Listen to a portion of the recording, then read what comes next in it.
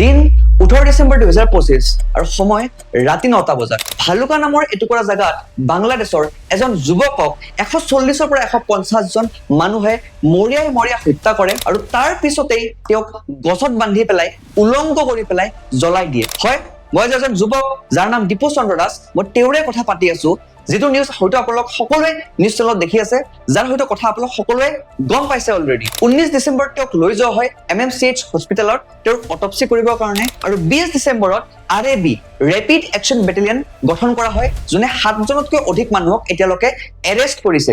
আৰু 21 ডিচেম্বৰত আমাৰ ষ্টাৰ্ট হয় প্ৰটেষ্ট হয় এইটো শ্লোগানত যে জাষ্টিস ফৰ দীপু চন্দ্ৰ দাস আৰু প্ৰটেকশ্যন ফৰ মাইনৰিটিজ।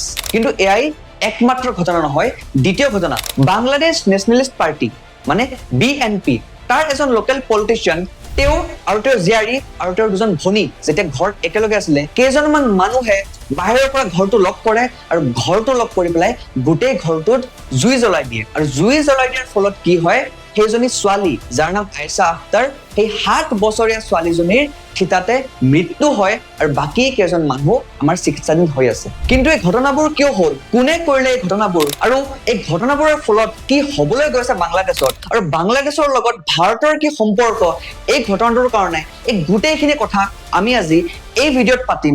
এই ভিডিঅ'টো আপোনালোকে সম্পূৰ্ণকৈ চাব যদি আপুনি বুজিব বিচাৰিছে যে সমাজত হৈ থকা এইখিনি কথা একচুৱেলি কিয় হৈছে, কেনেকৈ হৈছে আৰু ইয়াৰ ফলত কি হ'ব পাৰে। বৰ্তমান সময় বুজিবৰ কাৰণে আমি অকমান যাব লাগিব অতীতত।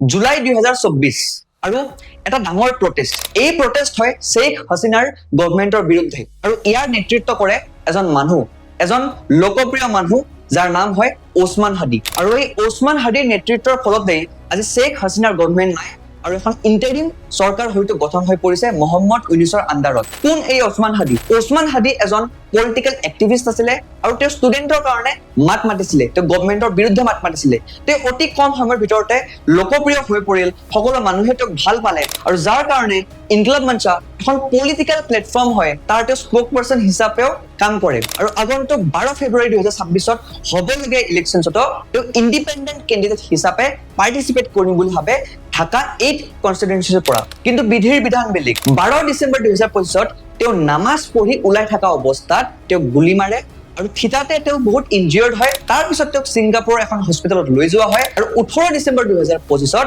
তেওঁৰ মৃত্যু হয়। আৰু ইয়াৰ পিছতে যেন কেৱল উত্তপ্ত পৰিস্থিতি, সকলো পিনে কেৱল হাহাকাৰ আৰু সকলো পিনে সন্ত্ৰাস। 20 ডিচেম্বৰ 2025ত তেওঁৰ ফিনাৰেল কৰা হয় আৰু মনত ৰাখিব এইটোৱে 20 ডিচেম্বৰ যিদিনাখন আমাৰ আয়েশা আখতাৰ 7 বছৰীয়া ছোৱালীজনীক জ্বলাই কিনে ৰুমৰ ভিতৰত মাৰি পেলোৱা হৈছিলে। মই ভিডিঅ'টিৰ আৰম্ভণিত কৈছিলো। আৰু এই গোটেই ঘটনাবোৰৰ কাৰণে হয়তো আজি হৈ আছে উত্তপ্ত পৰিস্থিতি, আজি হৈ আছে প্ৰটেষ্ট। কিন্তু এয়াই একমাত্ৰ সত্য নেকি? এয়াই প্ৰধান কাৰণ নেকি এই গোটেইখিনি প্ৰটেষ্টৰ? নহয়, আৰু বহুতখিনি কথা ইয়াৰ আঁৰত লুকাই আছে। কি সেই কথাবোৰ আমি এটা এটাকৈ চাওঁ আহক। শ্বেখ হাছিনাৰ গভৰ্ণমেণ্টৰ পিছত এখন ইণ্টাৰিম চৰকাৰ, এখন ইণ্টাৰিম গভৰ্ণমেণ্ট গঠন হয় মহম্মদ ইউনুছৰ আণ্ডাৰত। কিন্তু মানুহে যিদৰে ভাবিছিলে সেইদৰে হয়তো নহ'ল। হ'ল কি সেইটো আমি জানো। প্ৰথম কথা, GDP গ্ৰথ 50%তকৈ কমি গ'ল। 6.1% আছিলে 2023ত আৰু 2.3% হ'লগৈ 2025ত। দ্বিতীয় কথা, ইনফ্লেশ্যন 12% বৃদ্ধি পালে আৰু ফুড ইনফ্লেশ্যন 16%তকৈ অধিক বৃদ্ধি পালে। তৃতীয়তে, ফৰেইন ৰিজাৰ্ভছ 2022ত $33 বিলিয়ন আছিলে আৰু 2025ত $14.5 বিলিয়ন হৈ গ'ল, মানে তাতেও 50%তকৈ বেছি আমাৰ কমিলে। চতুৰ্থতে, ইউথ আনএমপ্লয়মেণ্ট 28% বৃদ্ধি পাইছে আমাৰ ইউথ আনএমপ্লয়মেণ্ট আৰু এইটো গোটেই সাউথ এছিয়াতে হাইয়েষ্ট হয়। 5 নম্বৰত 20 লাখতকৈ অধিক মানুহক গাৰ্মেণ্ট ছেক্টৰৰ পৰা লে অফ কৰি দিয়া হৈছে। মনত ৰাখিব দীপু চন্দ্ৰ দাসেও কিন্তু এই গাৰ্মেণ্ট ফেক্টৰীতে কাম কৰিছিল। 6 নম্বৰ কথা, মব ভাইলেন্স 40% বৃদ্ধি পাইছে 2024তকৈ। মানে যদি 2024ত 100টা মানুহক মব ভাইলেন্স হৈ পেলাই মাৰিছিলে বা মৰিছিলে, এতিয়া 140টা মাৰিছে। 7 নম্বৰ কথা, 15টা ইছলামিক এটেক হৈছে অক্টোবৰ 2024ৰ পৰা এতিয়ালৈকে। 8 নম্বৰ কথা, 30% বৃদ্ধি পাইছে ভাইলেন্স এগেইনষ্ট ওমেনত 2024তকৈ। মানে কৈ শেষ নোহোৱা এটা পৰিস্থিতি। আৰু আপুনি হয়তো বুজিলে যে বাংলাদেশৰ যিটো অৱস্থা, সেই অৱস্থাৰ কাৰণ প্ৰকৃততে কি আৰু কিয় এনেকুৱা হৈ পৰিছে মানুহখিনিয়ে। কিন্তু টুইষ্ট এতিয়াও বাকী আছে, কাহানী এতিয়াও শেষ হোৱা নাই। প্ৰথমতে আমাৰ আৱামী লীগৰ শ্বেখ হাছিনা গভৰ্ণমেণ্ট নাই আৰু আগন্তুক ইলেকশ্যনত হয়তো পাৰ্টিচিপেট নকৰিব পাৰে দ্বিতীয়তে মহম্মদ ইউনুছৰ চৰকাৰখনত কি হৈ আছে সেইটো আমি খালি চকুৰে দেখি আছো তৃতীয়তে বিএনপি মানে বাংলাদেশ নেশ্যনেলিষ্ট পাৰ্টিৰ অৱস্থা কি সেইটো আমি এতিয়া গম পাই আছো কাৰণ মানুহখিনিয়ে যদি ভাল পালে হয় তেনেহলে জ্বলাই নিদিলে হয় মানুহখিনিৰ ক্ষোভ বহুত বেছি আছে আৰু চতুৰ্থতে সকলোৰে জনপ্ৰিয়